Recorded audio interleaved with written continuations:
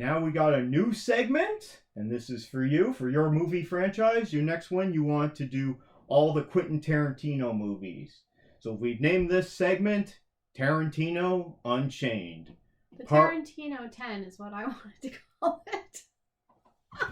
Part 1 is Reservoir Dogs from 1992. Yeah.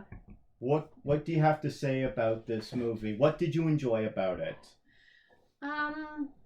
I hadn't seen it before. That's why I wanted to watch these movies. No, that's why I wanted to watch them, because I haven't seen most of them. Okay. First viewing, what'd you think? I hadn't seen it before. Well, I mean, give it to them. To just have, it's really about the characters. It's only like 2 settings in the whole. Yeah. Thing, really. Maybe a couple little things thrown in there. So, basic premise of this movie, it's about a heist, and then the heist goes wrong. Though we don't see much of the heist. No, we don't get to see the heist at all. We see pre-heist and we see post-heist. This is from 1992. Yeah. It has a 90% certified fresh critic rating and a 94% audience score. And this is Tarantino's first theatrical movie. Yeah, and it probably didn't cost that much just because of setting and everything, but the actors, there's a lot of actors in it, and they're excellent. There were a lot of big actors, but they weren't exactly that big at the time. You got Steve Buscemi is in it. Yeah. You got Tim Roth, Harvey Keitel.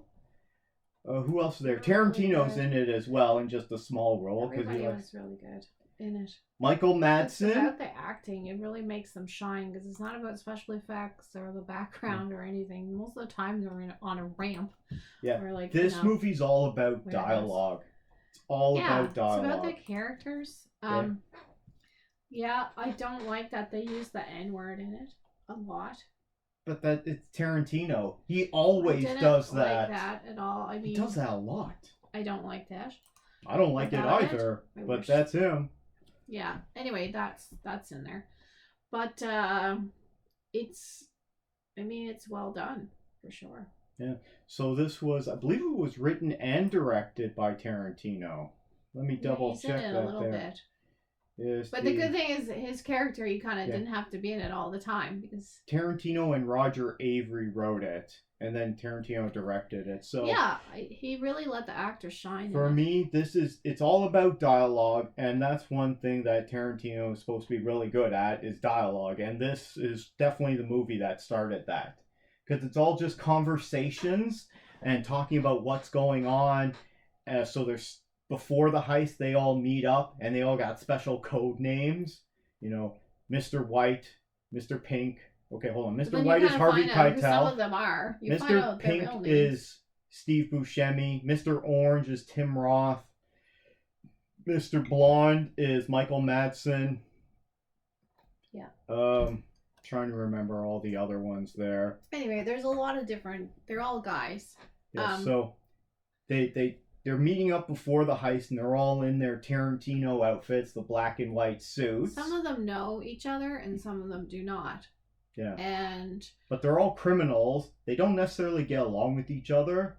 The one guy's really... Steve Buscemi seems to not get along with them very well, because he doesn't like to tip, and he's always paranoid, argumentative.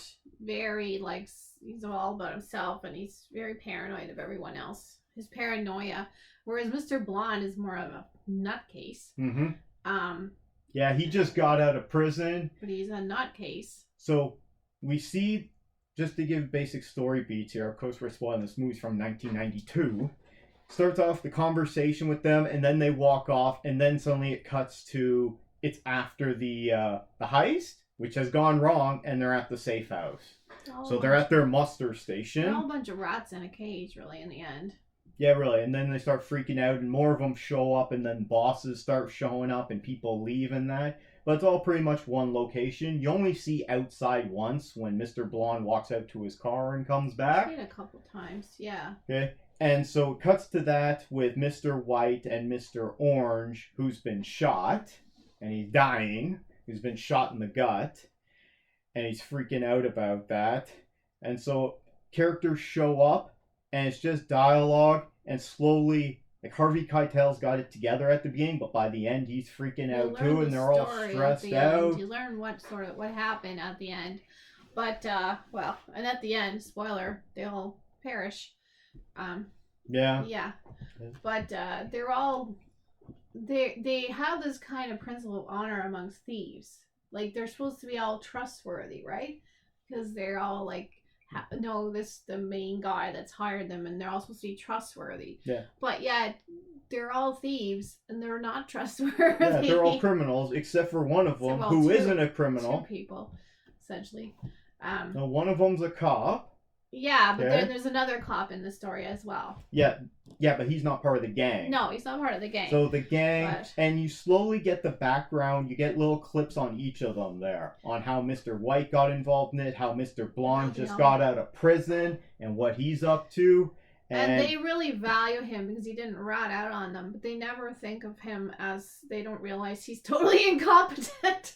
Well, then he's kind of nuts. He's just he's just shooting people for no reason. Because of their honor system, because he went down and never ratted on them and everything and took time for them, they think he's upstanding, and they never question the fact, hey, maybe we shouldn't put this guy to work in this heist. They never think about that. They just think he's got their back. That's all they care about. They don't consider the fact that he doesn't know how to do this kind of thing. And then did it say how he went to prison for them? Yeah, they talk about it. I can't remember now, but he basically it was 4 years, something like that. And he didn't rat on them, and he took the blame. So he's upstanding to them. He's like a hero to them in a way. They never consider the fact that they never it's not like a job interview what skills you have or anything. They just think he's fantastic, but it turns out he basically messes up the whole thing. Yeah. I mean, why the cops got involved could have just been a fluke or something. Well, there was a cop there. Yeah, but I don't think he tipped them off. They were waiting for the boss to come. They wanted everybody to get there at the end. No, at the safe house, but they didn't say who tipped off the cops for the jewel heist there, like why the cops showed up so fast. Well, they were waiting for the boss, but they started shooting, and of course they took the alarm off. Mm-hmm. They didn't think they were gonna put the alarm on. But that guy, if he hadn't started shooting, probably it would all been different. So that was the problem. Mr. Blonde went, woohoo. And they also had a rat in the house. So yeah, who was Timra, Mr. Orange, and he doesn't meet with a good end. But then again, none of them do. None of them get a good end. And even Steve Buscemi, who gets away, we don't see it, but we hear the shots and we hear the cops coming because he gets away with the diamonds, or maybe he doesn't, because you hear the cops outside. Yep. All the guy, and he's done in. So they all get it. We just don't see Steve Buscemi getting it. So it's a typical Tarantino movie where lots or almost all of them die. That's one of his things, I guess. And what'd you think of the cop scene? The torture scene. Yeah. Where he gets his ear cut off. He's crazy. The guy's nuts. He's a complete wild card, and they just think he's great because he did the stuff for him, but they don't realize he's like cuckoos. Yeah, well. And he's gonna burn the guy who he doesn't know is a cop. He's gonna burn them all alive. Mm-hmm. You know, that guy couldn't move. He was gonna set the whole place on fire. Mm-hmm. Which would also bring attention and be stupid. Like everything he does is not. Yeah, everything he does is kind of... It's not right, and it would get everyone in trouble. Yeah, he's supposed to be a professional. That's one thing Steve Buscemi keeps saying. This guy's supposed to be a professional, and he's just gone crazy shooting everyone. They just like him because he didn't rat them out, but that doesn't mean you know what you're doing in these cases. So this is definitely a strong R for violence and language, even if the effects on the torture and that and the blood and guts aren't that good. Show him cut the ear off. I think these days you see stuff like that all the time. Yeah, it would be a lot more bloodier. I don't like the N word. However, the language, as you mentioned before, is pretty harsh there. Yeah. And that's a theme for Tarantino movies. He's great at dialogue, and that's how, unfortunately, some people talk, right? You know, it's all just swearing all the time and racial slurs. I guess that the argument would be this is how these guys would talk, but they're criminals. You know, they're degenerates. They could have used other words.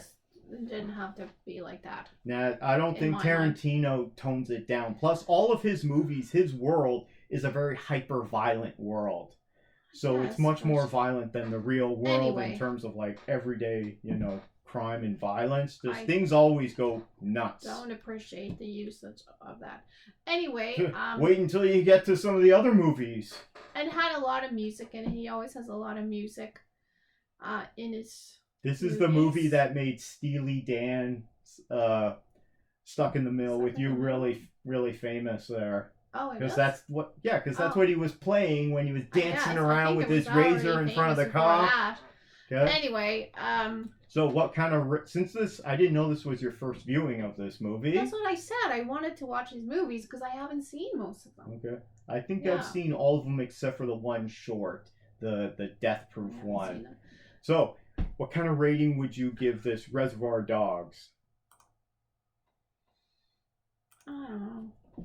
It's definitely. I mean, okay. Best worst Nothing movie? really happens. It's only these guys talking, and it keeps you like hooked onto it Mm-hmm. the whole time, right? Yeah, you're hooked real. into Yeah, it. You're hooked in. definitely. You're hooked in. You're reeled in right to the end. You can't look away. This is like another caliber of movie. Mm-hmm. This is like a great movie. You understand why this is a classic then? Yeah, I don't like the Okay. N word, but this is the class. It will be there for a while if they wouldn't have put that in there. Okay, so you want to give it a rating or not? It's hard to give it a rating. We're gonna keep track of all these Tarantino movies as We'll we rate them watch them, together, yeah. and we'll rank them. So this is number one because it's the only yeah. one we got for both of us. I'm Now, gonna give it a 97, 3 points off for the N word. nice. Yeah. Okay. Yeah. I don't enjoy all the really- racial yeah. slurs, but on the internet rating system of best worst movie, I give it a best movie ever. I'm not just a heads up, I'm not a big Tarantino fan, but I did enjoy this one. It's really Okay. good. And yeah, this is what put him on the map. And then he goes on to make an even better movie, in my opinion. So this one gets a best movie ever from 1992. I enjoyed this. The next one, do you know what his next one is? No, From I don't 94. know. That's probably one of his best ones. And his most well-known one is Pulp Fiction. Oh yes, my roommate and I thought was a romantic comedy. Okay. We're like, let's get it. We wanted to rent a movie for the night. It was like a Friday or Saturday night, and we're like, yeah, let's go Oh, get a jeez. romantic comedy. And so we go down Yeah. to the video store. We rent this movie, and we're like, oh, this is Oh, romantic comedy. what's happening in the basement of this pawn shop? Oh no, this isn't romantic at all. Like we Jeez. liked it. We were like taken aback. We were like, whoa, that's not what we were in for right Okay, now. but we'll talk about that next week. So let us know what you think of Tarantino's first feature film, Reservoir Dogs, from all the way back in '92. It's short too. It's only like an hour 45, but it just flies right by. It does, and You'll it doesn't love have it. like for you. You're always like the special effect. It has nothing of that, but You it don't keeps need that you, for a good like, movie. right there. Yeah, So exactly. let us know what you think of Reservoir Dogs down in the comments below. Did you like it or not? You can give us a thumbs up if you enjoyed this segment at all or any of our other segments. And that was part 1 of Tarantino Unchained. Tarantino's 10.